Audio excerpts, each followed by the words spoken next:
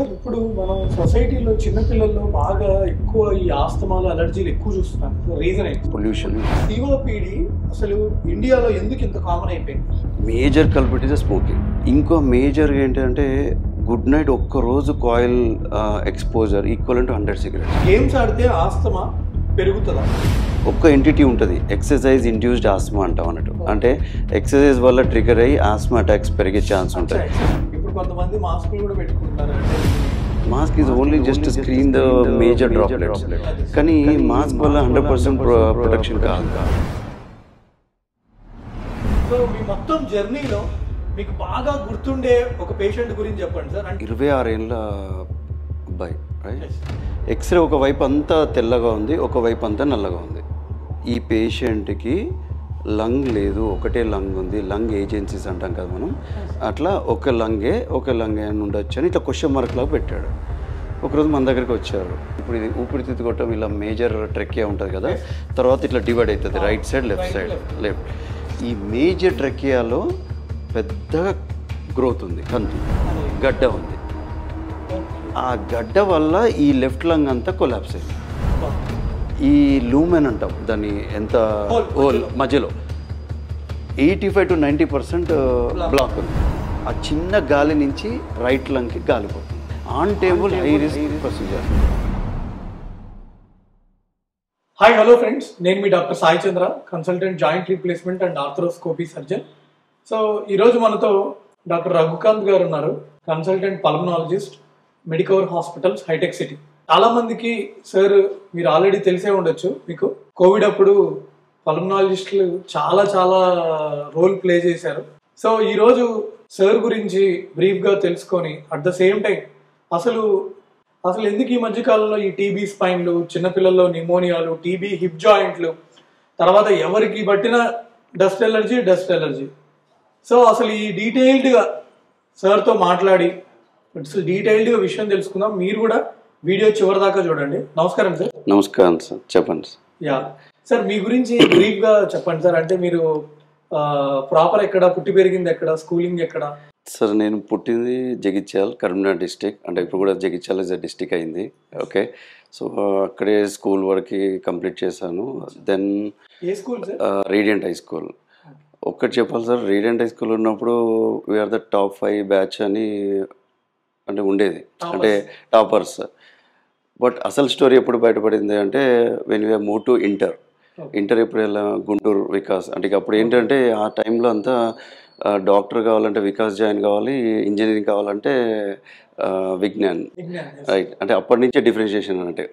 So వికాస్కి వెళ్ళాం నేను నా ఫ్రెండ్స్ ఎవరైతే టాప్ అయినా ముగ్గురు. ద న్యూ క్యాంపస్ ఒకటి ఇప్పుడు ఎగ్జిస్టింగ్ ఏదైతే ఉందో ఫస్ట్ బ్యాచ్ అన్నట్టు. అక్కడికి వెళ్ళాక వాళ్ళు ఏదో చిన్న స్క్రీనింగ్ టెస్ట్ పెట్టారు. ఇది అక్కడేమో టాప్ 5 అనుకో, ఇక్కడ స్క్రీనింగ్ టెస్ట్ పెడితే ఎలిజిబులే కాలేదు. అప్పుడు మాకు అర్థమైంది అన్నట్టు, ఓహో బావిలో కప్పలాగా కాదు, అసలు స్టోరీ ఉంది, మనం ఇంకా చాలా చదువుకోవాలి ఇది అని అప్పుడు రియలైజ్ అన్నట్టు. అంటే కాంపిటీషన్ ఏ లెవెల్లో ఉంది, 10th ఈజ్ డిఫరెంట్, ఇంటర్ అలా మెల్లగా దే ఆర్ కేటగరైజ్డ్ అన్నట్టు. అంటే మాకు ఇవన్నీ మెల్లమెల్ల తెలిసిపోయినాయి అన్నట్టు. స్లోగా S11 S2 అంటే కొన్ని సెక్షన్స్ పెట్టారు. నేనేదో కేటగిరీ వైజో లేకపోతే ఆల్ఫాబెట్ ప్రకారం పెట్టారు అనుకున్నాం, కాదు. తర్వాత మెల్లగా అర్థమైంది అన్నట్టు, okay S6 is a topper batch, we're in S8 అని. సో స్లోగా రియలైజ్ అయినాం, చలో ఇలా కాదు, కాంపిటీషన్ ఇలా ఉందని. మెల్లగా మేము ఇద్దరం, అంటే నా క్లోజ్ ఫ్రెండ్ ఉన్నాడు, ఈజ్ డాక్టర్ రంజిత్, కార్డియాలజిస్ట్. ఇద్దరం ఏంటంటే ఓకే పోటీగా మెల్లగా టాపర్ బ్యాచ్కి వెళ్ళి మెల్లగా అలా ఎగ్జిస్ట్ అయ్యి ఇంజనీరింగ్ అదే మన ఎంసెట్లో ర్యాంక్ కొట్టాం. మళ్ళీ medicine Kakatiya medical college. So ఆ కాకతీయ మెడికల్ కాలేజ్లో జాయిన్ అయ్యాం. గవర్నమెంట్ ప్రాపర్గా ట్రైనింగ్ అంతా అయింది. గవర్నమెంట్ ఉన్నాయి సార్, ఉస్మానియా, గాంధీ, కాకతీయ, మిగతా అన్ని ప్రైవేట్ అన్నట్టు. ఓకే, ఇప్పటికీ చాలా మోర్ దాన్ డబుల్ అయినాయి. సో అలా ఇంజనీరింగ్ ఆ కాలేజ్ అయిపోయాక దెన్ ఈ మూడే గవర్నమెంట్ ఉన్నాయి, గాంధీ, కాకతీయ.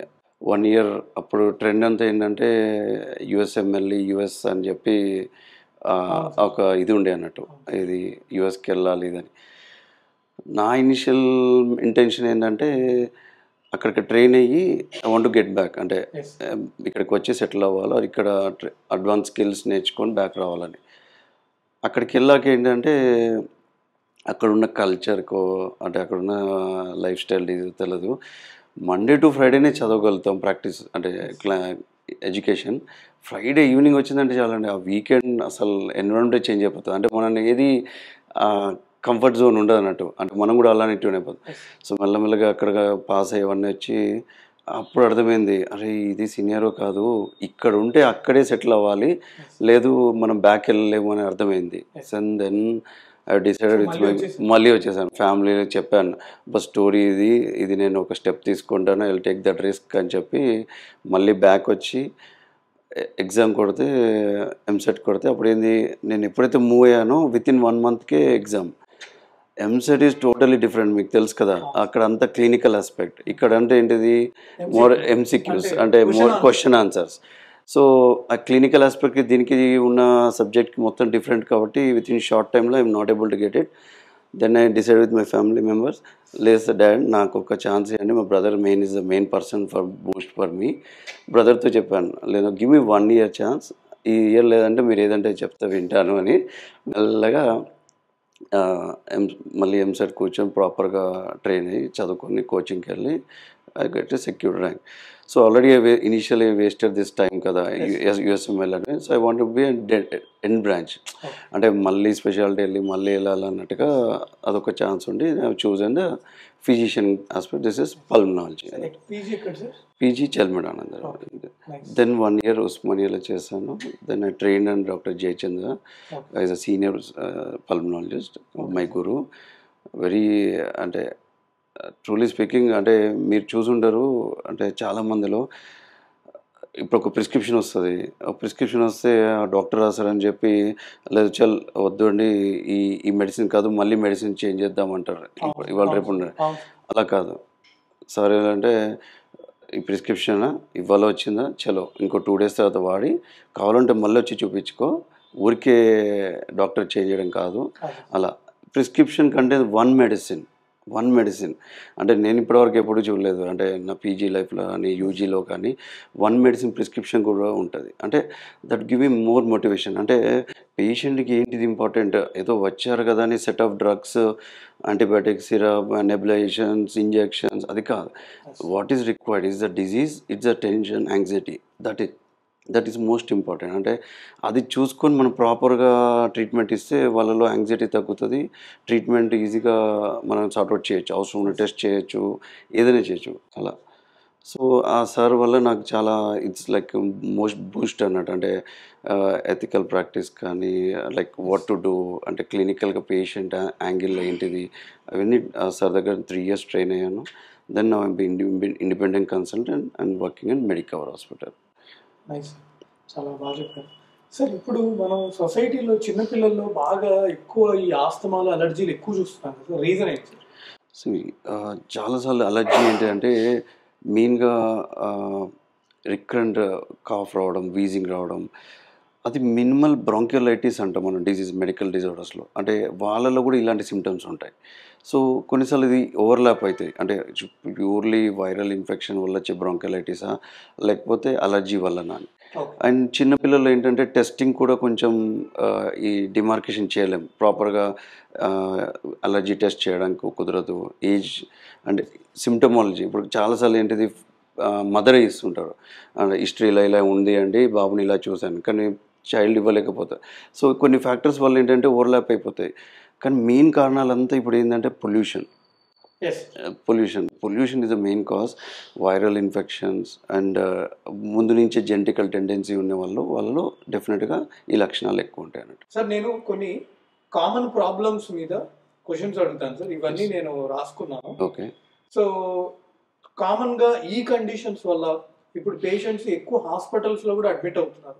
ఓకే సార్, ఇప్పుడు ఈ సిఓపిడి ఉంది కదా సార్, ఎస్, ఈ సిఓపిడి అసలు ఇండియాలో ఎందుకు ఇంత కామన్ అయిపోయింది?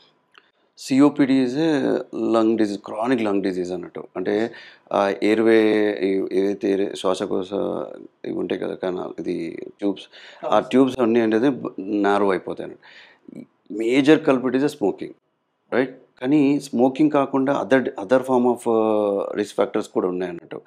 Especially indoor pollution. అంటే ఇప్పుడంటే ఈ లాస్ట్ 10-15 ఇయర్స్ 2 డికేడ్స్ నుంచి అయితే గ్యాస్ స్టవ్స్ ఇవన్నీ అవైలబిలిటీ పెరిగింది. కానీ దానికన్నా ముందు అంటే ఏంటిది అంతా కుకింగ్, అంటే ఈ కట్ల పోయి ఇవన్నీ వీటి దాంతో వచ్చే పొగ అనేది ఎక్స్పోజ్ అయ్యి వాళ్ళలో డెవలప్ అవుతాయి అన్నట్టు. సో వాళ్ళలో ఈ లంగ్ డిజీజ్ని సిఓపిడి అంటాం. ఇంకో మేజర్గా ఏంటంటే ఇండోర్ పొల్యూషన్ ఈజ్ ద ఈ గుడ్ నైట్ కాయిల్స్ కానీ కాయిల్స్ గుడ్ నైట్ ఒక్కరోజు coil exposure equal to 100 cigarettes.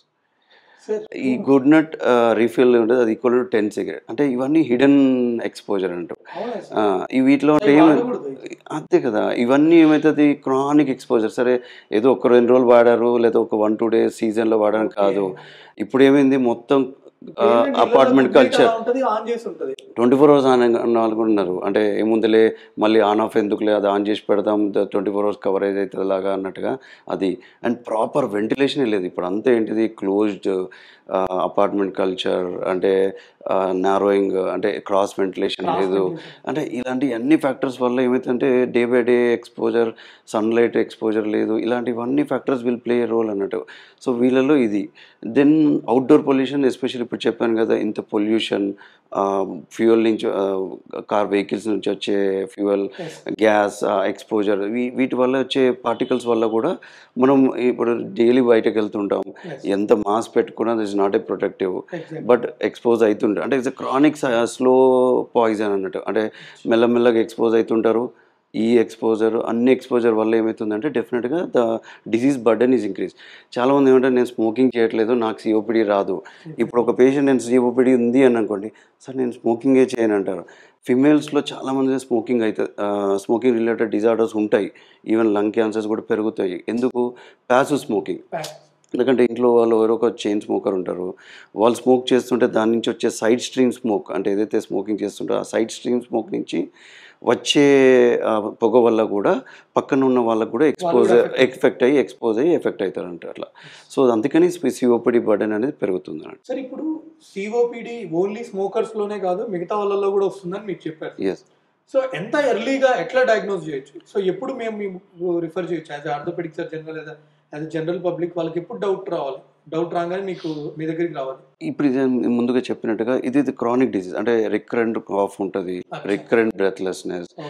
ఎప్పుడైతే వాళ్ళ క్వాలిటీ ఆఫ్ లైఫ్ డిస్టర్బెన్స్, అంటే ఇన్ జనరల్ ఏ కాఫ్ అయినా ఒక వారం 5 రోజులు ఉంటుంది, కానీ ఎవ్రీ సీజన్కి మారడం, లేదు ఏదన్నా ఎక్కువగా పిల్లి కూతలు అంటాం, అంటే సౌండ్స్ రావడం, ఇలాంటి recurrent quality of life disturb చేస్తుంది. అంటే తన రొటీన్ యాక్టివిటీస్ చేయలేకపోవడం వాళ్ళకి అర్థమైపోతుంటారు. సపోజ్ ఇద్దరు సేమ్ ఏజ్ గ్రూప్ ఉంటారు, ఇద్దరు సేమ్ ఐటీ పర్సన్ ఉన్నారు, ఇద్దరు ప్రాపర్గా వాకింగ్ చేస్తున్నారు, or it's climbing up and down, వాళ్ళకి అర్థమవుతుంది అరే నేను ఎందుకు వాళ్ళలాగా చేయలేకపోతున్నాను, వాళ్ళలాగానే ఏజ్ నాది కూడా హైట్ అదే అయినా కానీ ఎందుకు. అంటే ఎవరైతే స్మోకింగ్ చేస్తారో డెఫినెట్గా వాళ్ళు ఎర్లీగా కాట్ అవుతారు, అంటే ఎక్కువ కాఫ్ వస్తుంది.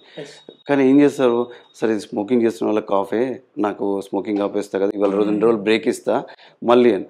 సో ఎప్పుడైతే కాఫ్ క్రానిక్గా ఉంటుంది, affecting your quality of life, or frequent antibiotics, చాలామంది ఏం చేస్తారు సెల్ఫ్ ట్రీట్మెంట్ చేసేసుకొని యాంటీబయాటిక్స్ వాడేస్తారు. అలాంటివి ఉన్న వాళ్ళు ప్రాపర్ స్క్రీనింగ్ చేయడం better. Best tool is the PFT, అంటే అట్స్ లైక్ లంగ్ కెపాసిటీ తెలుస్తుంది. అంటే ఆ ఏజ్ గ్రూప్కి పల్మరీ ఫంక్షన్ టెస్ట్, అంటే ఆ ఏజ్కి తన లంగ్ కెపాసిటీ ఎలా ఉంది, దానిలో లంగ్ ఏజ్ కూడా చెప్తుంటుంది. అంటే ఇప్పుడు అది చాలా ఇంపార్టెంట్ ఫ్యాక్టర్. ఇది లంగ్ ఫంక్షన్ టెస్ట్. అది ఎంత మంచి ఇంపార్టెంట్ అంటే మీ ఏజ్ 40 అనుకోండి, దానిలో 60 అని లంగ్ ఏజ్ చూపిస్తుంది. అంటే మీ ఏజ్ ఎంత ఉందో లంగ్ ఏజ్ ఎంత ముందుకు వెళ్ళిపోతుందో అని క్లారిటీ చూపిస్తుంది అన్నట్టు. సో దానివల్ల ఏంటిదంటే క్లియర్గా అర్థమవుతుంది, అరే మన బర్డెన్ ఏంటిది, మనం ముందు ఆ స్టేజ్ వదిలేసామనుకోండి, next stage is irreversible.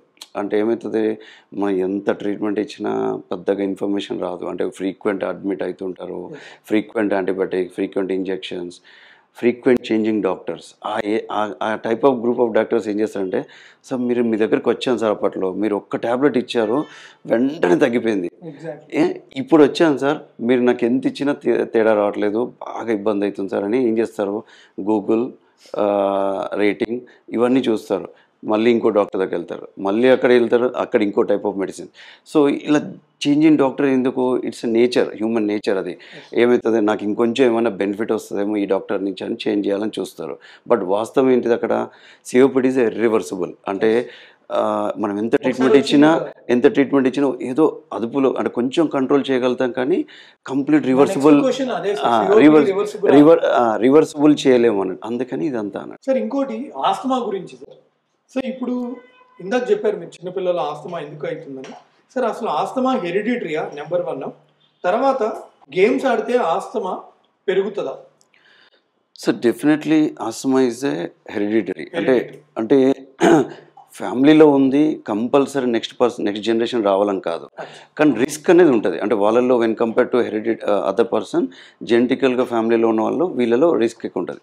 The most important is the environment factors. అంటే చుట్టూ మనం ఉన్న ఎన్విరాన్మెంట్ ఫ్యాక్టర్స్ ప్లే రోల్ అన్నట్టు. ఇప్పుడు క్లాసికల్ ఎగ్జాంపుల్ అండి, ఇప్పుడు మా ఫాదర్కి ఆస్మా ఉంది, రైట్, బట్ ఇప్పటివరకు నాకు ఇంకా రాలేదు. సో మన ఎన్విరాన్మెంట్ ఫ్యాక్టర్స్ బట్టి డెఫినెట్గా విల్ ప్లే రోల్.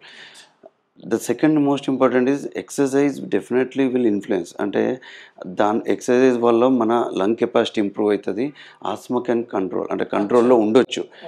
కానీ ఒక్క ఎంటిటీ ఉంటుంది, ఎక్సర్సైజ్ ఇండ్యూస్డ్ ఆస్మా అంటాం అన్నట్టు. అంటే ఎక్సర్సైజ్ వల్ల ట్రిగర్ అయ్యి ఆస్మా అటాక్స్ పెరిగే ఛాన్స్ ఉంటుంది ఆస్మా. సో వాళ్ళల్లో ఏంటంటే proper evaluation, proper pre medication తీసుకొని వాళ్ళు కంట్రోల్గా ఎక్సర్సైజ్ కెపాసిటీ ప్రకారంగా ప్రాపర్ టైమింగ్ చేసేసుకుంటే సరిపోతుంది. అంతేగాని రిస్ట్రిక్ట్ చేయాలని కాదు. డెఫినెట్లీ ఆస్మా ఎక్సర్సైజ్ వల్ల ఆస్మా కంట్రోల్ అయితే తప్ప నష్టంగా ఉండదు. సార్ ఇంకోటి, ఈ ఆస్మా పేషెంట్స్ ఇన్హేలర్స్ ఉన్నాయి కదా సార్. సో ఇన్హేలర్స్ ఏంటంటే ఒక్కసారి స్టార్ట్ చేస్తే లైఫ్ లాంగ్ వాడాలి అట్లా ఏమైనా ఉంటుందా? అది వెరీ గుడ్ క్వశ్చన్. ఎందుకంటే వెరీ ప్రాక్టికల్ క్వశ్చన్. ఎందుకంటే చాలా మందిలో ఆ అపోహ ఉంటుంది. సో ఇన్హేలర్ అని రాయగానే సార్ ఇది రియల్గానే సార్, నేను కావాలంటే ట్యాబ్లెట్ తీసుకుంటాను, సిరప్ తీసుకుంటాను, నెబులైజేషన్ కూడా రెడీ, కానీ వాడు ఇన్హేలర్ అనగానే భయపడతారు. చాలా కామన్ ప్రాక్టికల్ క్వశ్చన్ అంటే మేము ఫేస్ చేస్తుంటాం. ఎందుకు అంటే ఆ స్టిగ్మా అన్నట్టు. అంటే ఇన్హేలర్ అంటే ఏంటిది, ఒక అడిక్షన్, ఇన్హేలర్ అంటే మేము అది దానికి డిపెండ్ అయిపోయామని. బట్ వాస్తవం చెప్పేది ఏంటంటే మీరు కామన్గా ఆలోచించండి. ఒక చిన్న ఉదాహరణ దానికి రిలేటెడ్ చెప్తాను. ఐ ప్రాబ్లం ఉంటే చాలామంది ఏం చేస్తాం, ఐ డ్రాప్స్ ప్రిఫర్ చేస్తామో ట్యాబ్లెట్స్ ప్రిఫర్ చేస్తాం. ఐ డ్రాప్స్ ఎందుకు, డైరెక్ట్లీ ఉంది ఇక్కడ ఐ వెట్, అంటే ఇక్కడ మనం డైరెక్ట్ డ్రగ్ని ఇక్కడ పంపించేయచ్చు. అలాగే లంగ్స్కి ఇట్స్ ఎ రికరెంట్ ప్రాబ్లం కాబట్టి, అంటే మాటికి వచ్చే ప్రాబ్లం కాబట్టి దానికి లంగ్స్కి డైరెక్ట్ పంపించడానికి ద డివైస్ అంతే. అండ్ సిరప్లో కంపేర్ చేస్తే ఆ ఇన్హేలర్ డోసు మైక్రోగ్రామ్స్లో ఉంటుంది, సిరప్లో మిల్లీగ్రామ్స్ ఉంటుంది. నా దగ్గర రాకముందే చాలామంది పేషెంట్ ఏంటంటే ఒక కపుల్ ఆఫ్ సిరప్స్ వాడేసి వస్తారు. సిరప్లో ఏంటిది మిల్లీగ్రామ్ డోస్. అంటే high dose they will take happily, అంటే ఓవర్ ద కౌంటరో లేకపోతే ఫార్మసీలో ఏదో అంటే వాళ్ళ ఎక్స్పీరియన్స్ ప్రకారంగా ఫ్యామిలీలో ఒక క్రానిక్ ప్రాబ్లం ఉన్న వాళ్ళు ఏం చేసి సజెస్ట్ చేసేస్తారు, ఈ సిరప్ తీసేసుకో నాకు చాలా ఇబ్బంది క్లియర్ అయింది అని. కానీ ఈ micrograms dose directly into the lungs and safer, అంటే so more effective and immediate relief. That is most important. ఎందుకంటే ఈ ప్రాబ్లమ్స్లో ఏమైతే లంగ్ ప్రాబ్లం, అలర్జీ కానీ సిఓపిడి పేషెంట్లు ఏమైతే ఈ కన్స్ట్రిక్షన్ అయిపోతుంది. అంటే ఒకటేసారి చెస్ట్ టైట్నెస్ అయిపోయి ఇట్లా ఊపిరి బిగించుకొని అయిపోయినట్టు అనిపిస్తుంది. వాళ్ళలో ఏమైతే ఇమ్మీడియట్ రిలీఫ్ వచ్చేసరికి హ్యాపీ అనిపిస్తుంది. కొన్ని పేషెంట్స్లో రెగ్యులర్ మెడికేషన్ అంటాం, కంట్రోల్ మెడిసిన్స్ వాడాల్సి వస్తుంది. కొందరికి సీజనల్గా ఉన్న వాళ్ళకి ఎప్పుడో ఒకసారి వాడాల్సి వస్తుంది. ఆ కేటగిరీ పేషెంట్స్లో రెగ్యులర్గా వాడాల్సింది కాబట్టి low dose, immediate effect, less side effect కాబట్టి ఎక్కువ రోజులు వాడాల్సి వస్తుంది. అందుకే కదా ఏదైనా అంతే కదా, ఎక్కువ రోజులు వాడుతున్నామంటే దానికి సైడ్ ఎఫెక్ట్స్ తక్కువ ఉండాలి, కాస్ట్ తక్కువ ఉండాలి, ఈజీ టు యూజ్. అందుకని inhalers are the best and safe treatment. Sir ఇంకోటి సార్, నిమోనియా గురించి ఈ మధ్య చిన్నపిల్లల్లో నిమోనియాలు, టీబీలు బాగా చూస్తున్నాం సార్. సో రీసెంట్గా మాకు తెలిసిన వాళ్ళ పాపకు కూడా నిమోనియా అటాక్ అయింది, హాస్పిటల్లో 10 days అడ్మిట్ అయ్యారు. అసలు 7 years 8 years పిల్లల్లో ఎందుకు నిమోనియాలు ఎక్కువ అవుతున్నాయి సార్, నెంబర్ 1? తర్వాత ఎట్లా అవాయిడ్ చేయొచ్చు? న్యూమోనియా అంటే ఇన్ఫెక్షన్, లంగ్లో ఇన్ఫెక్షన్ రావడం, రైట్? అది medical term is pneumonia, right? ఇది చాలా మాటలు ఏంటంటే ఎక్స్ట్రీమ్ ఏజ్ గ్రూప్లో ఎక్కువ ఉంటుంది. ఓకే. ప్రివిలెన్స్ ఎక్కువ అవుతుంది. ఎక్స్ట్రీమ్ ఏజ్ గ్రూప్ అంటే చిన్న పిల్లలు అండ్ పెద్దవాళ్ళు. మెయిన్గా ఇమ్యూనిటీ, మన బాడీలో ఇమ్యూనిటీ అనే శక్తి తగ్గితే ఓకే. మనం అంటే ఈ లంగ్ ఈజ్ ఏ ఎక్స్పోజర్, అంటే మనకి ఫ్రీక్వెంట్గా ఎక్స్పోజ్ అవుతూ ఉంటాం. ఏంటిది, మన గాలి కానీ మన ఇచ్చే డ్రాప్లెట్స్లో కానీ అన్నిట్లో మన నాకు ఏంది తెలిసి outer అవుటర్ immunity కి ఎక్స్పోజ్ అయిపోయి ఐస్ ఐస్ తర్వాత లంగ్సే. సో ఏమవుతుంటుంది, ఫ్రీక్వెంట్ ఎక్స్పోజ్ అయ్యేసరికి మనం రెడీ టు అటాక్ కాదు. కానీ దీనివల్ల ఏమవుతుంది, మనం రెడీ టు అటాక్ అన్నట్టు. అంటే ఎప్పుడు ఇన్ఫెక్షన్ వచ్చేది తెలియదు. ఇమ్యూనిటీ తగ్గగానే ఆ ఇన్ఫెక్షన్ అనేది పెరిగిపోతుంది. ఇన్ఫెక్షన్ పెరిగేసరికి సింపుల్ వైరల్ ఇన్ఫెక్షన్ అనుకోండి, ఏదో ఒక 2 రోజులు ఫీవర్ కాఫ్ ఉంటుంది, మెల్లగా ఫీవర్ తగ్గిపోతుంది. అదే సివియర్ ఫామ్ న్యూమోనియా ఏంటంటే మనం ఎంత ఓరల్ మెడిసిన్స్ ఇచ్చినా, ఎంత ఆక్సిజన్ లెవెల్ అనేది ఫ్లక్చుయేట్ అవ్వడం, మనిషి వెయిట్ లాస్ అవ్వడం, ఇలాంటివన్నీ అవుతుంటాయి అన్నట్టు. అదే నేను అడుగుదాం, ఒక సింపుల్ కాఫ్ కి నిమోనియాకి ఎట్లా డిఫరెన్షియేట్ చేయాలి? ఎందుకంటే ఇప్పుడు పక్కన ఫ్రెండ్ ఎవరైనా తగ్గారనుకోండి, like how can we differentiate? ఇప్పుడు ఈ కాఫ్ అనేది చాలా మంది ఇగ్నోర్ చేసేవాళ్ళం ముందు. కోవిడ్ తర్వాత ఏమైందంటే అక్కడెక్కడ కూడా కోల్డ్ ఉన్న తుమ్మినా, అక్కడ కొంచెం దగ్గరలో ఉన్న దగ్గినా కూడా అరే వీడు ఏ పేషెంట్ ఇలా చూస్తుంటారు, లేకపోతే మనసులో అనుకుంటారు అరే ఇది ఏ పేషెంట్, వీడు మనం దూరం ఉందామా లేకపోతే కొంచెం సైడ్కి వెళ్ళిపోదామా అని. అంటే అంత అవేర్నెస్ పెరిగింది కోవిడ్ వల్ల. అంటే ఎందుకు ఆ ఇన్ఫెక్షన్ అంత స్ప్రెడ్ అంటే అది టైప్ ఆఫ్ ఇన్ఫెక్షన్ బట్టి, వైరల్ కాబట్టి అలా డ్రాప్లెట్స్లో ఫాస్ట్గా అయిపోతుంది. అలా మనం ఎక్స్పోజ్ అవుతూనే ఉంటాం. ముందు హోటల్స్ లో కూడా ఈ మాస్కులు పెట్టుకునేవాళ్ళు కదా సార్, ఇప్పుడు కొంతమంది మాస్కులు కూడా పెట్టుకుంటున్నారు. అంటే కానీ మాస్క్ ఎంతవరకు protection? Mask is only just screen the major droplets. కానీ మాస్క్ వల్ల 100% ప్రొటెక్షన్ కాదు. కానీ వీళ్ళు అడ్వైజ్, ఎందుకంటే ఆ మేజర్ డ్రాప్లెట్స్ డిస్టెన్స్ ఇవి ఉంటే better. Best is the hand sanitizing, అది best.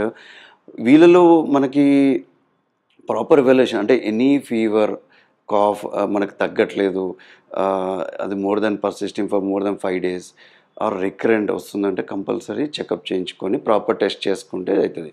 Best is the vaccination. అందుకే ఎల్డర్ చిన్నపిల్లల వ్యాక్సినేషన్ అందరికి ఐడియా ఉంది. అంటే అడల్ట్ పీడియాటిక్ ఇమ్యునైజేషన్ అని, షెడ్యూల్ అని, అవన్నీ ఐడియా ఉంది.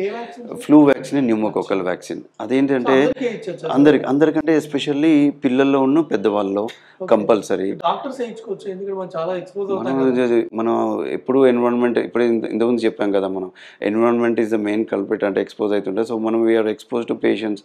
సో కంపల్సరీ మనం కూడా మోర్ అంటే హై రిస్క్ గ్రూప్ కింద అంటారంటే, ఇప్పుడు అన్నట్టుగా చిన్నపిల్లల్లో, పెద్దల్లో and high risk group patients. అంటే ఇప్పుడు డాక్టర్స్, సిస్టర్స్, అంటే మోర్ ఇంకా సిస్టర్స్ అయితే వాళ్ళు ఇంకా main direct treatment every time they will expose.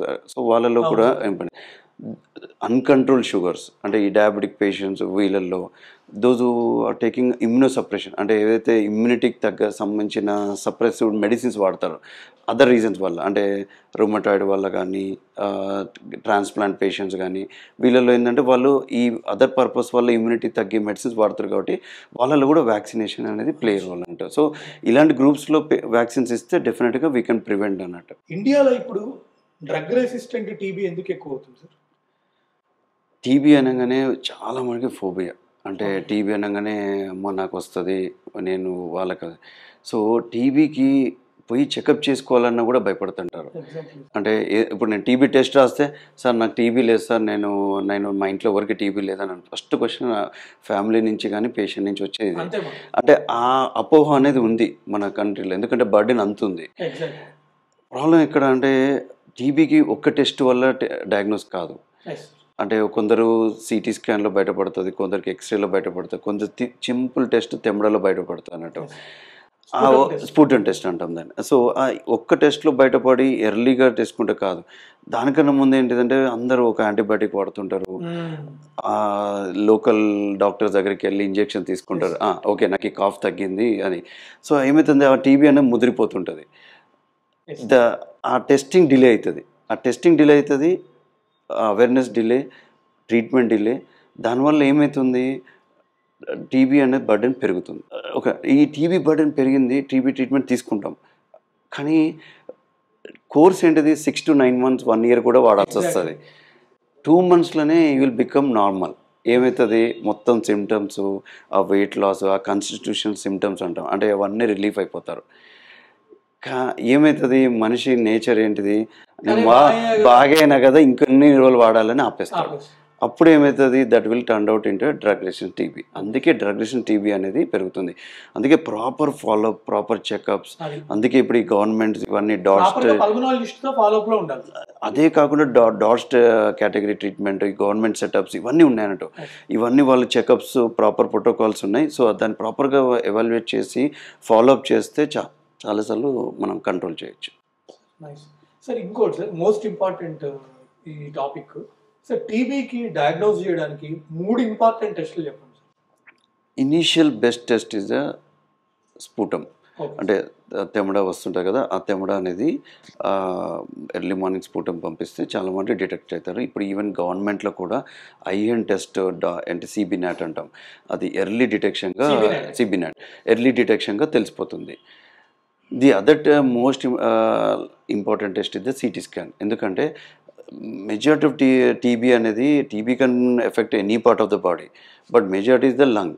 So CT scan will give you more answer. అంటే మనకి చిన్నపిల్లల్లో గడ్డలు వస్తాయి అంటారు, ఇక్కడ నెక్ నోట్స్ అంటాం, అలా ఇక్కడ నోట్స్ ఉంటాయి. లంగ్లో ఫ్లూయిడ్ వస్తుంది, లంగ్లో ఇన్ఫెక్షన్ అవుతుంది. ఆర్ అదే సిటీ స్కాన్ చేసేటప్పుడు అదే మీ సిటీ స్కాన్లో మీ స్పైన్ కూడా కవర్ అవుతుంది, అంటే స్పైన్ టీబీ ఉందా అని. సో ఇవన్నీ కవర్ అవుతుంటాయి కాబట్టి simple CT scan will give you answer. అదే సిటీ స్క్రీనింగ్ చేస్తే మనకి ఇన్ఫర్మేషన్ వచ్చేస్తుంది. సో దాన్ని బట్టి మనం ఫర్దర్ టెస్ట్ ఏం చేయాలని అర్థమవుతుంది. ఒక్కొక్కసారి ఎంఆర్ఐ కూడా చేయాల్సి వస్తుంది డిపెండింగ్ అపాన్ ద ఆర్గన్. అంటే ఒక్కొక్కసారి అదర్ టెస్ట్ ఏంటంటే పార్ట్ ఆఫ్ ఇన్వాల్వ్. అంటే సపోజ్ ఇక్కడ నోడ్ ఇన్వాల్వ్ అయింది, లంగ్ సిమ్టమ్స్ లేవు, ఓన్లీ ఆ టెస్ట్ బయాప్సీ ఎఫ్ఎన్ఎస్సి చేస్తే చాలు. అంటే ఒక్కొక్కసారి నీరు వచ్చింది, సింపుల్ నీరు తీస్తే టెస్ట్ పంపిస్తే కన్ఫర్మ్ అవుతుంది. So depending upon part of, అంటే ఏ పార్ట్ ఇన్వాల్వ్ అయింది దాన్ని బట్టి టెస్ట్లు. Simple test is a sputum. The best test for to screen the major part is the CT scan. Sir ఏదైనా బ్లడ్ టెస్ట్ ద్వారా మనం టీబీని డయాగ్నోస్ చేయొచ్చా? బ్లడ్ టెస్ట్ వల్ల టీబీ డయాగ్నోస్టిక్ చాలామంది చేసేది ఏంటిదంటే మ్యాంటో టెస్ట్, క్వాంటిఫైర్ టీబీ గోల్డ్ టెస్ట్ అంటే మ్యాంటో అంటే స్కిన్ మీద ఒక చిన్న ఇంజెక్షన్ ఇచ్చి 48 అవర్స్ చూస్తారు. బ్లడ్ టెస్ట్ అదే చెప్తున్నా, బ్లడ్ టెస్ట్ ఏమో క్వాంటిఫైర్ టీబీ గోల్డ్ అంటారు. ఎవరైనా అడగండి, ఒక 2 వారాలు కాఫ్ ఉంది అంటే సిబిపి, ఈఎస్ఆర్, క్వాంటిఫైర్ మ్యాంటో, ఎక్స్రే, ఈ సెట్ ఆఫ్ ట్రీట్మెంట్ యూజువల్గా ప్రాక్టీస్ చేసేస్తారు. దట్ ఈజ్ అది ఒక ట్రెండ్ నడుస్తుంది. బట్ ఈఎస్ఆర్ అనేది చాలా మంది మిస్లీడ్ అయిపోతాం. మీరు చూసుంటారు ఎన్ని ఈఎస్ఆర్ కామన్ ఆర్థోలో, మ్యాలిగ్నెన్సీలో, క్రానిక్ ఆటోఇమ్యూన్ డిజీజ్లో, టీబీలో. సో అంటే ఈ ఒక్క ఈఎస్ఆర్ ఎలివేట్ అయింది కంపల్సరీ టీబీ ఉండాలని కాదు, more non specific, but it will guide you in treatment. అంటే ఒక్కసారి టీబీ ట్రీట్మెంట్ స్టార్ట్ అయింది, మనం ఫర్దర్గా ప్రతిసారి సిటీ స్కాన్ చేయలేము, ప్రతిసారి వాళ్ళకి స్ఫూటం రాదు ఒక్కసారి ట్రీట్మెంట్ స్టార్ట్ అయ్యాక. ESR will guide you for the treatment part, but it's not a diagnostic. అంటే కంపల్సరీ ఈఎస్ఆర్ ఉంటే టీబీ ఉంది అని కాదు. అది చాలా మందిలో అపోహ ఉంటుంది, అరే 80 ఈఎస్ఆర్ ఉంది, ఫీవర్ ఉంది, ఇది టీబీ ట్రీట్మెంట్ తీసేసుకోండి. అది is very wrong.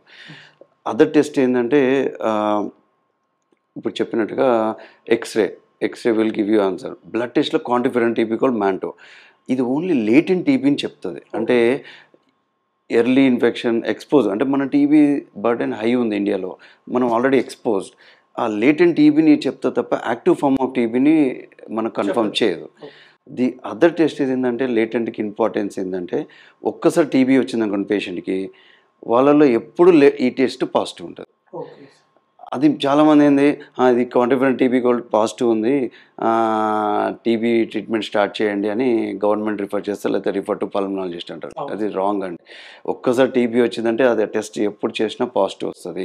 So no need to repeat. But ఈ క్వాంటిఫైర్ టీబీ గోల్డ్ టెస్ట్ అనేది అదర్ కండిషన్స్లో కొన్నిసార్లు యూజ్ అవుతుంది. ఎప్పుడు టెస్ట్ మినిమల్ ఉన్నాయి, అంటే లైక్ హై రిస్క్ గ్రూప్ ఉన్నారు, టీబీ నోడ్స్ ఉన్నాయి, దానిలో కొన్ని పాసిబిలిటీ ఆఫ్ టీబీ ఉందన్నారు, క్వాంటిఫైర్ టీబీ గోల్డ్ పాజిటివ్ ఉంది అనుకోండి, ఓకే, ద ప్రాబబిలిటీని పెంచే ఛాన్స్ ఉంటుంది అన్నట్టు. అట్లా సార్ ఇంకోటి సార్, మీరు కామన్గా చేసే ప్రొసీజర్స్లో బ్రాంకోస్కోపీ కదా సార్? సార్ బ్రాంకోస్కోపీ మీరు కామన్గా ఏ కండిషన్స్లో చేస్తారు? ఒక 4 కండిషన్స్ చెప్పండి. Very good question. ఎందుకంటే bronchoscopy is the most important. ఎందుకంటే చాలా మందిలో తెమ్మడ వస్తుంది కానీ ప్రాడక్ట్ ప్రాపర్ శాంపుల్ ఉండదు. అంటే ఏదో ఒక్కొక్కసారి జిగురు జిగురు లాగా వస్తుంది, కాఫ్ రాదు సార్ నాకు ఎప్పుడు డ్రై కాఫే ఉంది అంటారు. కానీ లంగ్లో మనం ఫర్దర్ ఎవాల్యుయేట్ చేసినప్పుడు ఏమవుతుంది, సిటీ స్కాన్ కానీ ఎక్స్రే చేస్తే ఇన్ఫెక్షన్ ఉంటుంది. ఎంపెరికల్ యాంటీబయాటిక్స్ ఇవ్వాలంటే అది ఎన్ని రోజులు ఇవ్వాలనే మనకు ఎప్పుడు అపోహ ఉంటుంది. అరే ఎన్ని రోజులు ఏ యాంటీబయాటిక్స్ ఇవ్వాలి, దాని సైడ్ ఎఫెక్ట్స్ ఎన్ని రోజులు ఇవ్వాలి అనేది ఉంటుంది. అప్పుడు ఏంటంటే దీన్ని వాడుతాం అంటే నాన్ రిజాల్వింగ్ న్యూమోనియా అంటాం. అంటే న్యూమోనియా అనేది తగ్గట్లేదు అంటే ఆ టైంలో మేము ఏం చేస్తామంటే ఈ ప్రొసీజర్ లైక్ ఎండోస్కోపీ. ఇది ప్రొసీజర్ ఏంటంటే ఇంటూ ద లంగ్స్ అన్నట్టు. అంటే ఏ భాగంలో ఉందో అక్కడికి వెళ్ళి we will take that sample. ఆ శాంపుల్ని పలానా టెస్ట్ టీబీఏ, ఫంగల్ ఇన్ఫెక్షన్, రొటీన్ కల్చర్ అనేది పంపించేస్తాం. సో దట్ మన ట్రీట్మెంట్ ప్రాంప్ట్గా గైడ్లైన్స్ ఈజీ అవుతుంది. అంటే ఏ టైప్ ఆఫ్ యాంటీబయాటిక్స్ ఇవ్వాలి, ఎన్ని రోజులు ఇవ్వాలి, ఇట్స్ ఎ కమ్యూనికేబుల్ డిజీజా ఏంటిదని మనకి ఇవన్నీ అంటే ఒకరి నుంచి ఒకరికి వచ్చే డిజీజా. చాలామంది ఇదే అడిగేస్తారు, సార్ ఇన్ఫెక్షన్ ఉంది నేను వీళ్ళతో ప్రాపర్గా ఉండాలా, కొంచెం ఐసోలేట్ చేపియాలా అని అడిగేస్తారంట. సో ఈ అన్నిటికీ ఆన్సర్ చేయాలంటే ప్రాపర్ ట్రీట్మెంట్, ప్రాపర్ ఎవాల్యుయేషన్ కావాలి. కాబట్టి ఇది నాన్ రిజాల్వింగ్ న్యూమోనియా అంటాం.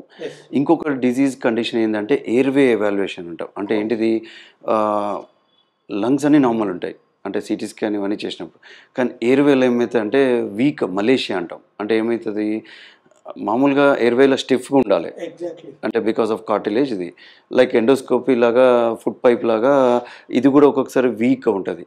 అది మనకు సిటీ స్కాన్లో బయటపడదు.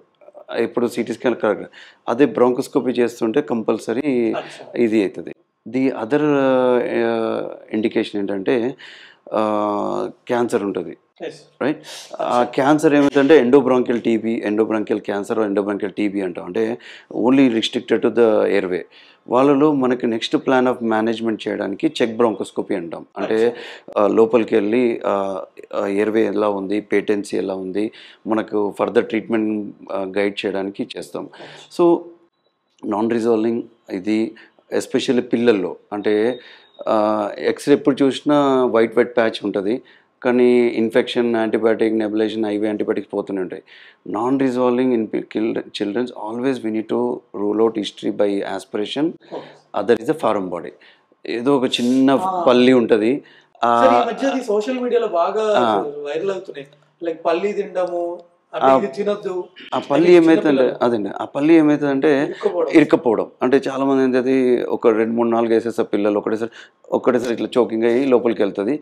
కొన్ని తినేస్తారు, కొన్నిసార్లు బయటకు వచ్చేస్తారు. బయటకు వచ్చేసింది కదా అని వాళ్ళు ఇగ్నోర్ చేస్తారు.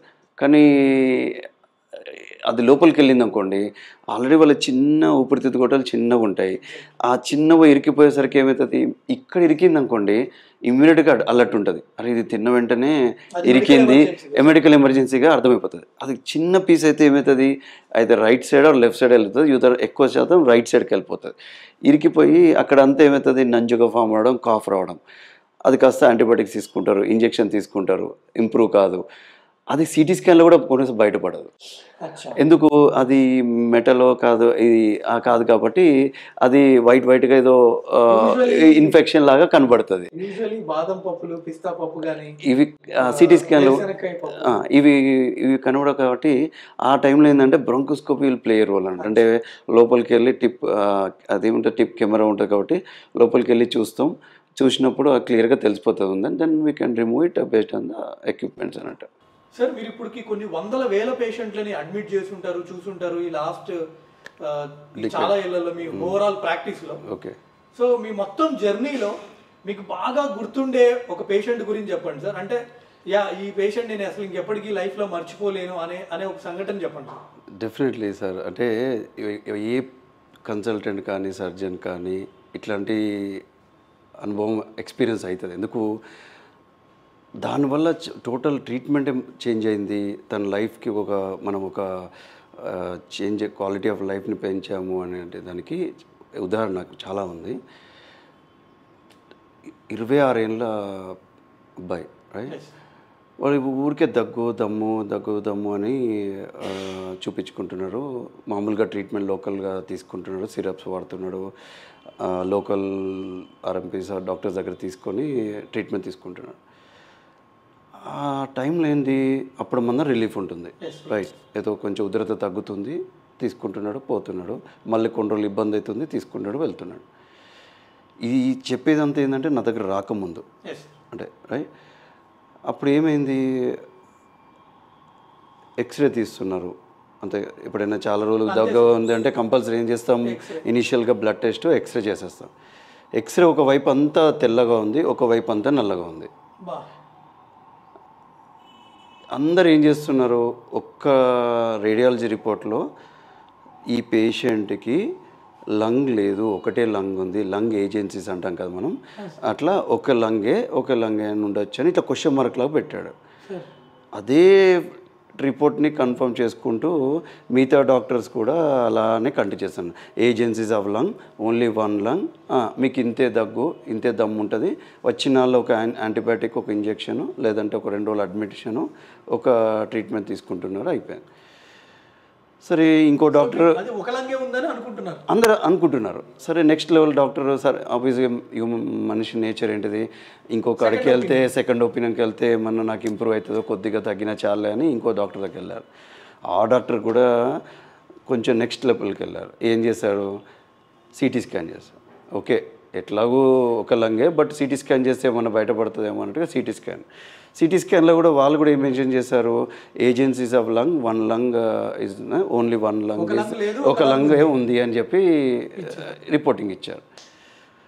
సరే అని చెప్పి అది ఒక 6 నెలలు గడిచింది. ఎందుకు, సిటీ స్కాన్ అయింది కాబట్టి. సిటీ స్కాన్ అయినాక మనకు కొంచెం మోర్ ఇన్ఫర్మేషన్ వస్తుంది కాబట్టి మిగతా డాక్టర్స్ కూడా అక్కడ ఉన్న వాళ్ళందరూ కూడా అలానే దమ్ము ఉంది కదా మీకు ఇంతే, వచ్చిన వాళ్ళ నెబులైజేషన్స్, కొంచెం స్టిరాయిడ్స్, యాంటీబయాటిక్స్ ఇలాంటివన్నీ కంటిన్యూ చేసుకుంటూ వెళ్ళారు.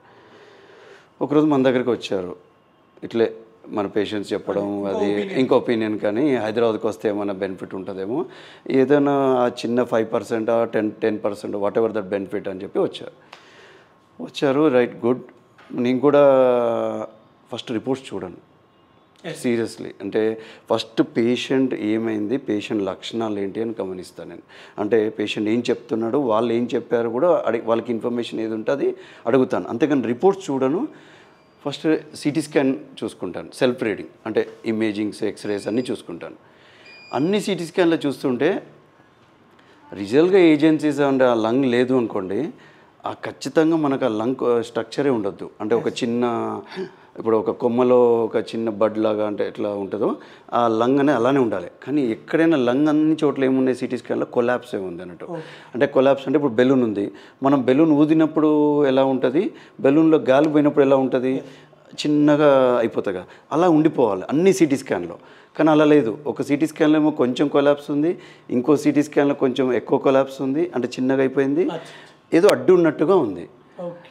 అరే ఏంది ఇది రియల్గా అయితే అడిగాను, అమ్మా నీకు ఎంత ఏంది 2-3 సంవత్సరాల నుంచి అంటున్నావు కదా, మరి చిన్నప్పుడు ఏమి ఇబ్బంది కాలేదా అంటే, సార్ చిన్నప్పుడు నాకు ఏం కాలేదు, ఎప్పుడూ అవసరం పడలేదు, అందరిలాగానే వ్యాక్సిన్ తీసుకున్నాను, అందరిలాగానే హెల్తీగా ఉన్నాను, స్కూల్ అటెండ్ అయ్యాను, అంత ఈ 3-4 ఇయర్స్ నుంచే నాకు ఇబ్బంది అవుతుంది.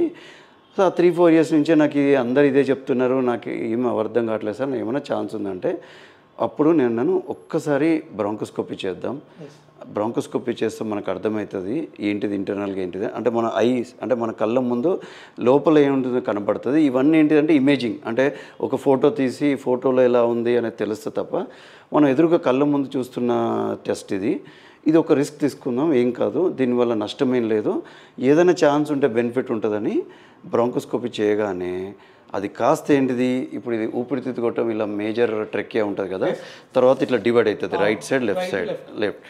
ఈ మేజర్ ట్రెక్కియాలో పెద్దగా గ్రోత్ ఉంది, కంతి గడ్డ ఉంది. ఆ గడ్డ వల్ల ఈ లెఫ్ట్ లంగ్ అంతా కొలాప్స్ అయింది.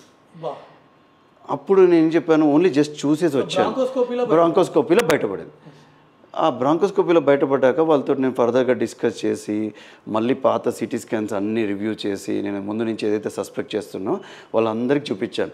అమ్మ ఫస్ట్ లెఫ్ట్లోనే ఉంది, అందుకనే లెఫ్ట్ లంగ్ కొలాప్స్ అయింది, అంటే లెఫ్ట్ భాగంలో అది కంతి స్టార్ట్ అయింది, ఇది అంతా మూసుకుపోయింది, అంటే దానికి దారే లేదు. అంటే మనం బెలూన్ ఎట్లా ఊదుతుందో ఈ ఊపిరితిత్తు గొట్టాల్లో ఏమైంది, కంతి ఉండడం వల్ల గాలిపోక మూసుకుపోయింది. ఈ లాస్ట్ 6 నెలల నుంచి ఎందుకు ఎక్కువైంది, ఆ కంతి అనేది పెరిగి పెరుగుతున్నప్పుడు ఏదో ఒక డైరెక్షన్ తీసుకోవాలి, అది కాస్త ఈ మేజర్ ఎయిర్వేలోకి వచ్చింది, అంటే ట్రెక్కియాలోకి వచ్చేసరికి సిమ్టమ్స్ పెరిగినాయి. అందుకే ఆయన పడుకోలేకపోతాడు, కొంచెం మేజర్ వర్క్ కాదు, ఆయన ఉద్యోగమో చదవడం కాదు, లిటిల్ డైలీ యాక్టివిటీస్. అంటే బాత్రూమ్ వెళ్ళాలన్నా ఆయాసపడేవాడు, పడుకోవాలన్న ఇబ్బంది, చిన్న జలుబు అయిందంటే నరకం. అలాంటి ఫేజ్లో మన దగ్గరికి వచ్చాడు. అప్పుడు ఈ ప్రొసీజర్ చేసి సిటీ స్కాన్ చేశాక వాళ్ళకి అన్నీ చెప్పామమ్మా, ఇది ఉన్నది కంతి, ఈ కంతి మనం తీసేయాలి. తీసేయడానికి మేజర్గా మనకు ఇబ్బందులు ఏంటి అంటే, ప్రొసీజర్ అనేది ఎండోస్కోపికే, అంటే రిజిడ్ బ్రాంకోస్కోపీ అంటాం, అంటే త్రూ బ్రాంకోస్కోపిక్ అప్రోచ్. అనస్థీషియా కూడా అప్రోచ్ అదే. ఇప్పుడు మనం చూస్తే లిటరల్లీ ఇట్లా ట్రెక్కియాన్ని మనం ఇలా కట్ చేసి చూస్తే, సిటీ సెక్షన్లో చూస్తే ఈ లూమెన్ అంటాం దాన్ని, ఎంత హోల్ మధ్యలో 85 to 90% బ్లాక్ ఉంది. ఆ చిన్న గాలి నుంచి రైట్ లంగ్కి గాలిపోతుంది. అప్పుడు ఏమైంది, మనం అనస్థీషియా ఇచ్చామనుకో ఆ ఉన్న గ్యాప్ కూడా ఉండదు, వీళ్ళు కొలాప్స్. అంటే ఆ గాలి పోకపోతే ఏమైంది, అనస్థీషియా గ్యాస్, బ్లడ్ గ్యాస్ ఏమి ఎక్స్చేంజ్ ఉండదు. ఎక్స్చేంజ్ ఉండకపోతే ఆన్ టేబుల్ డెత్ అయిపోతుంది. ముందేముంటుంటాడు, మాట్లాడే సార్ కొంచెం దగ్గు ఉంది, సౌండ్ ఉంది, ఇప్పుడు మీ వల్ల అయింది అంటారు. కానీ వాస్తవానికి ఏంటిది, మొత్తం మూసుకుపోయేసరికి ఆ గాలి అనేది పోదు. సరే చాలాసార్లు ఏమంటారు, సిక్ ఉన్నప్పుడు వెంటిలేటర్ పెట్టడము, ట్రకియాస్టమీ అంటాం. అంటే ఏంటిది, ఇక్కడ గాలి అనేది పోకపోతే ఇక్కడ నుంచి విండ్ పైప్లోకి ఒక చిన్న ప్రక్రియ చేసి ట్రకియాస్టమీ చేసి ఇలా పెడతాం. కరెక్ట్ ఆ ట్రకియాస్టమీ చేసినా కూడా అది కరెక్ట్ ట్యూమర్ కంతికే హిట్ అవుతుంది. సో ట్రకియాస్టమీ చేసినా కూడా మనం ఏం చేయలేం. అంటే on table high risk procedure అని వాళ్ళకి అన్నీ ఎక్స్ప్లెయిన్ చేసి, మనం ఇంకా మూసుకపోతే అసలు ఏం చేయడానికి లేదు, అట్లీస్ట్ ఈ రిస్క్ని తీసుకుంటే మనం ఏదైనా చేయడానికి ఉంటుందని మనం ప్రొసీజర్ కన్విన్స్ చేసాం. ప్రొసీజర్ అంతా ఎక్స్ప్లెయిన్ చేసాం, అన్ని ఎక్విప్మెంట్స్ పెట్టుకున్నాం, ప్రొసీజర్ స్టార్ట్ చేసాం. యాజ్ యూజువల్ అనస్థీషియా వాళ్ళు మత్తు ఇచ్చారు. మేము రిజిడ్ బ్రాంకోస్కోపీ తోటి ఇంటిబేట్ చేసాము. రిజిడ్ బ్రాంకోస్కోపీలో ఇంటిబేట్ చేశాక ఒక్కసారి నేను ఏదైతే ఆ కంతిని టచ్ చేశానో మొత్తం రెడ్ బ్లీడ్ అయిపోయింది, మొత్తం బ్లీడ్. అసలు నాకు విజనే కనబడట్లేదు. అంటే సక్షన్ చేస్తున్నా కొద్దిగా కనబడుతుంది సక్షన్. ప్రాబ్లం ఏంది, 80% క్లోజ్ అయిపోయింది. ఆ 80% కాస్త ఈ బ్లడ్ తోటి ఏమవుతుంది, మిగతాదంతా క్లోజ్ అయ్యి ఆల్మోస్ట్ క్లోజ్ అయ్యి రైట్ సైడ్ లంగ్లో కూడా ఫిల్ అయింది. లెఫ్ట్ పోదు, ఎందుకంటే కంతి ఉంది. అనస్థీషియా డాక్టర్ ఏమంటాడు, సార్ మీరు ఇది తీసేయాలి, నేను పూర్తిగా క్లోజ్ సర్క్యూట్ చేయాలి. అంటే రిజిడ్ బ్రాంకోస్కోపీ ఏమవుతుందంటే రెండు పోతుంటాయి. అంటే ఇంటిబేట్ చేస్తుంటాం, ప్రొసీజర్ చేస్తుంటాం, వెంటిలేషన్ పోతుంటుంది. ఇప్పుడు లేవు సార్, మీరు ఇది తీసేసి మనం ప్రాపర్ వెంటిలేషన్ చేయాలి. సార్ అక్కడ ఏమీ స్పేస్ లేదు, నేను తీసేయడానికి కూడా లేదు. విత్ ఇన్ షార్ట్ స్పాన్ అది కాట్రీ చేసి వెంటనే క్రయోతోటి క్విక్, ఎంత షార్ట్ స్పాన్ అంటే విత్ ఇన్ సెకండ్స్లో ఆ కంతిని తీసేసి దెన్ క్విక్ సక్షన్ చేసేసి అది క్లోజ్ చేసామన్నట్టు. అప్పుడు ఏమైంది, ఆ మేజర్ ట్రెకియాలో ఉన్న ఏదైతే మేజర్ రూట్ ఉందో ఇది కొద్దిగా క్లియర్ అయిపోయేసరికి రైట్ లంగ్లోకి వెంటిలేట్ అయింది. అప్పుడు మెల్లగా సాచురేషన్ ఫాల్ టు 30, రైట్. మెల్లగా it start picking up 50, 60, 80. Okay, is giving time, క్విక్గా సెక్షన్, దెన్ రీచ్ అంటే 80 నుంచి మెల్లగా 90, 95కి రీచ్ అయింది. వెంటనే ఏం చేసాం, అప్పుడు మెల్లగా మిగతా ఏంటిది రైట్ లంగ్లో ఏదైతే బ్లడ్లో ఫిల్ అయిందో అదంతా సక్ చేసి క్లియర్ చేసాం. లేదు, ఇక్కడ అసలు ట్విస్ట్ ఉంది. ఇప్పుడు నేను మిగతా లెఫ్ట్ పార్ట్ టచ్ చేయాలా వద్దా? ఇప్పుడు టచ్ చేస్తే మళ్ళీ బ్లీడ్ రైట్ లంగ్కి వెళ్తుంది, మళ్ళీ ఇక్కడ బ్లడ్ క్లాట్ అవుతుంది, ఇదంతా అవుతుంది. ఏం చేయాలో అర్థం కాకుండా అక్కడ నైస్ డెసిషన్ తీసుకున్నాం. అంటే టీమ్ డెసిషన్గా అందరం కలిసి డెసిషన్ తీసుకుంది ఏంటంటే, ఇప్పుడు రైట్ లంగ్ అయితే పేటెన్సీ ఉంది, అంటే రైట్ లంగ్ ఇంటిబేట్ అంటే సింగిల్ లంగ్ వెంటిలేషన్ అంటాం. అంటే అవసరం ఉంటే రైట్ లంగ్కి ఇంటిబేట్ చేసి వెంటిలేటర్ కనెక్ట్ చేసి మనం ప్రాణాన్ని కాపాడచ్చు, రిస్క్ నుంచి బయటపడవచ్చు. నెక్స్ట్ ఏం చేసామంటే యాంజియోగ్రామ్, అంటే ఏదైతే సిటీ కొరోనరీ యాంజియోగ్రామ్ లాగా దీనికి యాంజియోగ్రామ్ చేసి దీనికి ఏదైతే లెఫ్ట్ లంగ్ ట్యూమర్ ఉందో దానికి బ్లాక్ని, బ్లడ్ వెజల్ని అంతా బ్లడ్ సప్లై తగ్గించాం. బ్లడ్ సప్లై తగ్గించి నెక్స్ట్ డే ఏం చేసామంటే మళ్ళీ ప్రొసీజర్ రిపీట్ చేసి మొత్తం లెఫ్ట్ లంగ్ అంతా ట్యూమర్ని ఈసారి అసలు బ్లడ్ అనేదే లేదు.